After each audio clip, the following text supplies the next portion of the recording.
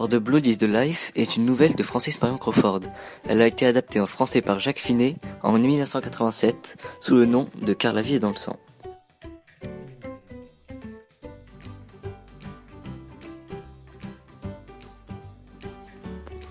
Francis Marion Crawford est un écrivain américain né le 2 août 1854 à Bagny-di-Lucca. Il devient écrivain suite à un pari perdu avec ses amis qui aboutit à la publication de son premier roman, Monsieur Isaacs, dont le succès inattendu le propulsa vers le professionnalisme. Il est surtout connu pour ses romans d'épouvante et écrit For the Blood is the Life en 1885.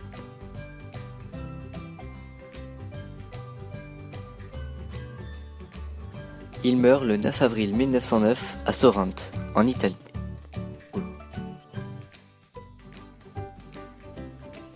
Car la vie est dans le sang est une histoire de malédiction de vampires qui se situe près d'une ancienne tour sur les rochers de la côte désertique de l'Italie du Sud.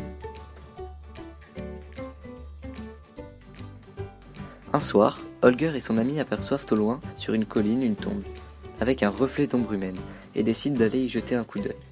Mais lorsqu'ils arrivèrent là-bas, l'ombre avait disparu. Une fois rentré, Holger se mit à raconter une des nombreuses histoires effrayantes qui hantent la région.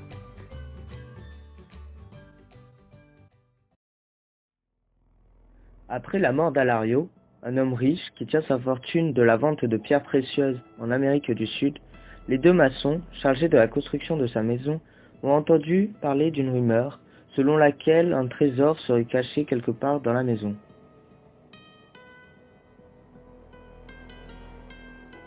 Ils en profitèrent alors pour s'y introduire et voler le coffre rempli d'argent. Mais ils furent surpris par la servante d'Alario et ils prirent le risque de la tuer.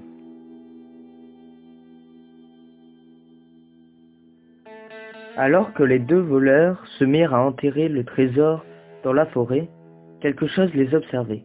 Une ombre, cachée, au loin derrière un arbre, c'était un vampire, la réincarnation de Christina, la servante.